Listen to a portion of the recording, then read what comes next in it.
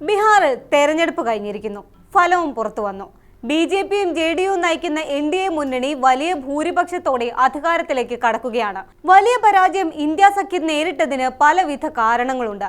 അതിലൊന്നാണ് സൗഹൃദ മത്സരം എന്ന പേരിൽ ഇന്ത്യ സഖ്യത്തിലെ പാർട്ടികൾ പരസ്പരം മത്സരിച്ചത്. റിപ്പോർട്ടുകൾ പ്രകാരം 11 സീറ്റുകളിൽ ഇന്ത്യ സഖ്യത്തിലെ പാർട്ടികൾ പരസ്പരം മത്സരിച്ചിരുന്നു. ചിലയിടത്ത് കോൺഗ്രസും ആർ.ജെ.ഡിയും പരസ്പരം മത്സരിച്ചപ്പോൾ ചിലയിടത്ത് കോൺഗ്രസും ഇടത് പാർട്ടികളും തമ്മിലായിരുന്നു മത്സരം.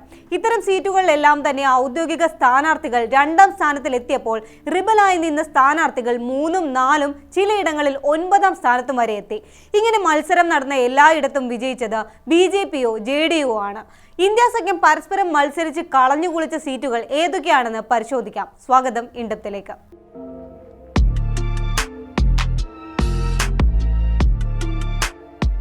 നേരത്തെ പറഞ്ഞ പോലെ 11 സീറ്റുകളിലാണ് ഇന്ത്യ സഖ്യത്തിലെ പാർട്ടികൾ തമ്മിൽ മത്സരിച്ചത്.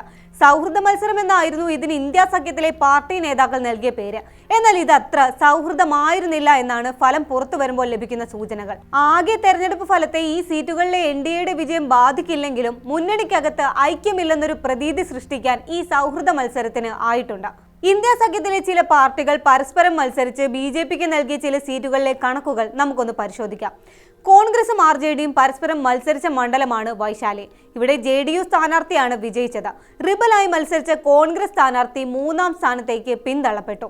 4ാം സ്ഥാനത്തുള്ള ജൻസുരാജ് പാർട്ടിയും കോൺഗ്രസും ചേർന്ന് നേടിയതാകട്ടെ എൻ.ഡി.എ സ്ഥാനാർത്ഥിക്ക് ലഭിച്ച ഭൂരിപക്ഷത്തേക്കാൾ അധികം വോട്ടുകളും. കോൺഗ്രസും ആർ.ജെ.ഡിയും പരസ്പരം മത്സരിച്ച മറ്റൊരു സീറ്റാണ് കഹൽഗാവ്. ഇരു പാർട്ടികളും പരസ്പരം മത്സരിച്ചപ്പോൾ ജെ.ഡി.യു സ്ഥാനാർത്ഥി വിജയിച്ചു കയറി. കോൺഗ്രസ് 3ാം സ്ഥാനത്തേക്ക് പിന്തള്ളപ്പെടുകയും ചെയ്തു.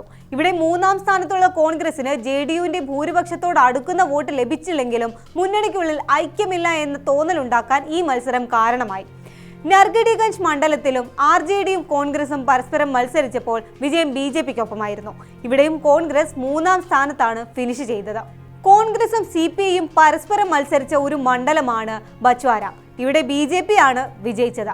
3ാം സ്ഥാനത്തെത്തിയ സി.പി.ഐക്ക് ലഭിച്ച വോട്ടുകൾ ഇന്ത്യ സഖ്യത്തിന്റെ കോൺഗ്രസ് സ്ഥാനാർത്ഥിക്ക് ലഭിച്ചിരുന്നെങ്കിൽ ഇവിടെ വിജയിക്കാമായിരുന്നു.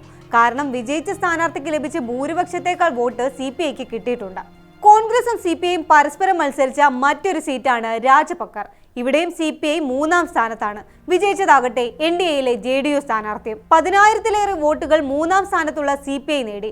കോൺഗ്രസും സി.പി.ഐയും പരസ്പരം മത്സരിച്ച മറ്റൊരു മണ്ഡലം ബീഹാർ ഷെരീഫാണ്. ഇവിടെയും ബി.ജെ.പി സ്ഥാനാർത്ഥിയാണ് വിജയിച്ചത്. സി.പി.ഐ ആകട്ടെ 6ാം സ്ഥാനത്തേക്ക് പിന്തള്ളപ്പെടുകയും ചെയ്തു. ഇത് ഏതാനും സീറ്റുകളിലെ മാത്രം കണക്കുകളാണ്. ഈ കണക്കുകൾ പരിശോധിക്കുമ്പോൾ നമുക്ക് മനസ്സിലാക്കാൻ സാധിക്കുന്നത് മിക്ക സീറ്റുകളിലും ഇന്ത്യ സഖ്യത്തിന്റെ ഔദ്യോഗിക സ്ഥാനാർത്ഥികൾക്കെതിരെ കോൺഗ്രസ് ആണ് സ്വന്തം സ്ഥാനാർത്ഥികളെ നിർത്തിയത് എന്നാണ്. ഒരുപക്ഷെ കോൺഗ്രസ് വിട്ടുവീഴ്ച ചെയ്യുകയോ ഇന്ത്യ സഖ്യത്തിന്റെ ഔദ്യോഗിക സ്ഥാനാർത്ഥികളെ പിന്തുണയ്ക്കുകയോ ചെയ്തിരുന്നെങ്കിൽ ചില സീറ്റുകളിലെങ്കിലും ഇന്ത്യ സഖ്യത്തിന് വിജയിക്കാമായിരുന്നു. കുറഞ്ഞപക്ഷം മുന്നണിക്കകത്ത് ഐക്യമുണ്ടെന്ന് വോട്ടർമാരെ ബോധ്യപ്പെടുത്താനെങ്കിലും സാധിക്കുമായിരുന്നു.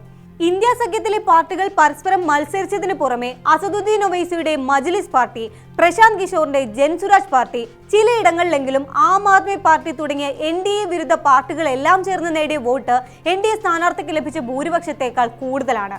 ഇവരെയെല്ലാം പ്രതിപക്ഷ സഖ്യത്ത് ഒരുമിച്ച് നിർത്താൻ സാധിച്ചിരുന്നു എങ്കിൽ ഫലം തന്നെ മാറിയേനെ.